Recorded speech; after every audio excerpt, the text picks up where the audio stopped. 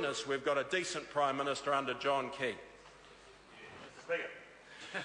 I call the Honourable Minister Chris Tremaine. Tēnā koe, Mr. Speaker. It's a pleasure to rise after the Honourable Nathan Guy as he finished on discussing the 10 extra deployments and the war disablement pensions that he was able to deliver through this budget 2012.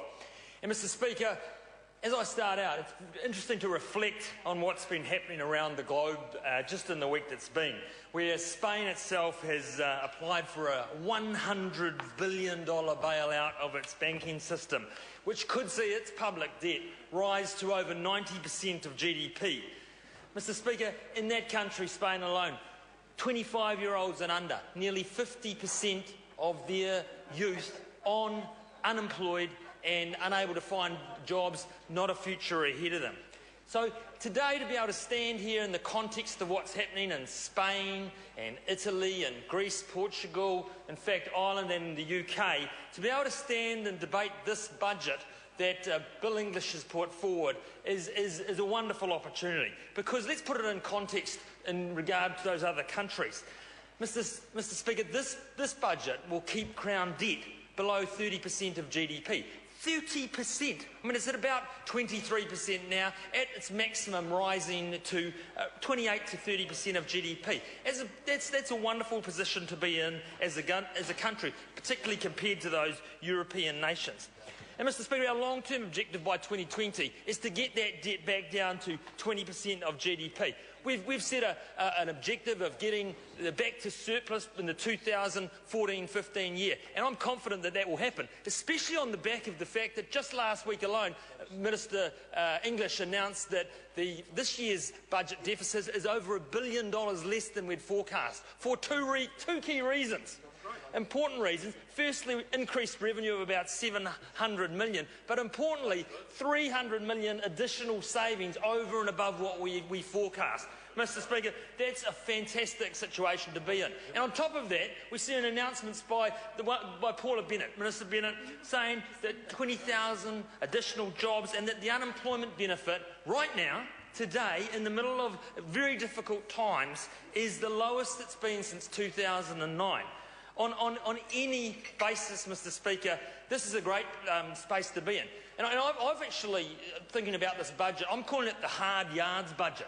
It's where this government is doing the hard yards to get us through and back to surplus, back to the position where our debt is starting to come back. It's a bit like the forwards in the rugby pack, Mr. Speaker. This is a props, hookers and locks budget where they pick up the ball from the back, just take an extra yard and get closer to that finishing line. So this is not a wingers budget or a fullbacks budget.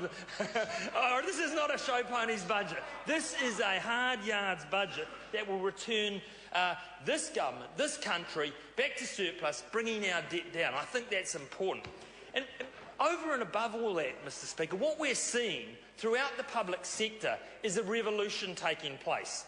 A quiet revolution that's occurring. And I want to thank public servants around the country for the job that they are doing to assist us to bringing this budget, or this country back into surplus. And it's not only happening in the public service, but in NGOs throughout the nation. And in that regard, I want to focus on a couple of initiatives in my own electorate back in Napier. And one around the Kindergarten Association, which was an issue that came to the table a couple of budgets ago, where we introduced a policy that wasn't popular at that point in time, where we capped the spend on teachers to an 80% level of qualified teachers at ECE centres. Rightly so. At the time, the industry was up in arms about that and were concerned about that. And I attended an AGM where they were very concerned about that funding and what it would do to them. But what I want to do today is talk to you, Mr. Speaker, about their AGM this year and what they've actually done.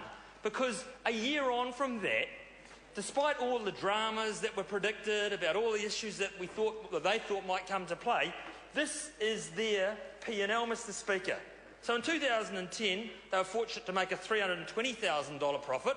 Well, given all the concerns that were posed about the drop in funding, one would have thought that actually things would have got a little bit more difficult. Well, the 2011 financial accounts actually they show a $339,000 profit. So I want to congratulate that association for the wonderful job that they've done in very difficult times. But here's the interesting point, Mr. Speaker. This is how they achieved that result. And I'm going to read from their financial manager's report. And it says, it's important to note that to taking on and dealing with these issues, we're going to do a number of things. Strategies we employed to minimise the impact of the funding cuts included introducing Friday afternoon sessions, being open for the maximum number of days available to us, diversifying a couple of the kindergartens to all-day licence, and here's the real kicker, being prudent with expenditure, renegotiating service costs where possible. My goodness, isn't that terrible? I mean, these guys are to be congratulated because what they have done is, given the difficult times we are in, they have risen to the mark, and they've delivered the same, if not better, services with less money. Now that, Mr. Speaker, is something to be congratulated, and I'm proud that my kindergarten association have risen to the plate in that regard and deliver these amazing savings. Outside of that, Mr. Speaker, I want to talk about the ministries that I'm proud to be now associated with as Minister, and the efforts that they're making in that revolution or that evolutionary process to deliver better services to the public and with less money. And starting with the Ministry of Tourism, where Kevin Bowler at TNZ and Liz McPherson at the Ministry and their teams are doing a magnificent job, where they've refocused the strategy to continue to drive additional tourists to our nation while the segments around the world, as Europe backs off, China rises, Asia rises, they are refocusing their strategy, reinforcing the 100% pure brand, which is superb. But importantly, and here's what they've really done, which is exciting, an additional $25 million that they've raised from the private sector for partnership funding. $25 million, which they are using to support the promotion of New Zealand and to increase tourism opportunities here in New Zealand. That's fantastic. In civil defence, led by John Hamilton, doing a wonderful job there. They have delivered a 6% efficiency gain to the government, helping us to drive this budget, this hard yards budget that I was previously talking about. But while doing that, still delivering superb services. We're focusing on lifting the capability of our 16 regions. And through that, I just want to thank those regions that have had to deal with severe weather events since I've been the Minister, particularly down in Nelson, Taranaki and in Northland. But, Mr. Speaker, my larger ministry, which is the Department of Internal Affairs, a wonderful ministry, DIA, it really is the heart and soul of New Zealand, dealing with, from on the one side, citizenship to censorship, and those guys in the censorship unit, as I stood and took a question in the House recently, a wonderful job in bringing those 55 people to task, saving those 12 children. These guys doing it in a tough environment and doing a great job. One of the wonderful opportunities we have in DIA, Mr. Speaker, is deliver on Result Area 10, which is one of the 10 results that the Prime Minister has put his hand on the table and said, we will be held accountable for doing these things. Bringing children and lifting the level of ECE to 98% of children, NCEA pass rates from around 68% where they are to now to 85%. But Result Area 10 is where I have responsibility, and that's about giving New Zealanders the opportunity to have a much stronger digital interface with the government, making it easier for them to work with government in a digital environment. And we've got a range of projects, Mr. Speaker, that I'm proud to see the department delivering in that regard, allowing citizens to have a stronger relationship with government. And there's a couple I've announced just recently which will see huge savings. This week alone, or I should say last week, we confirmed an IBM contract which will see significant savings in the order of $250 million over a 10-year period.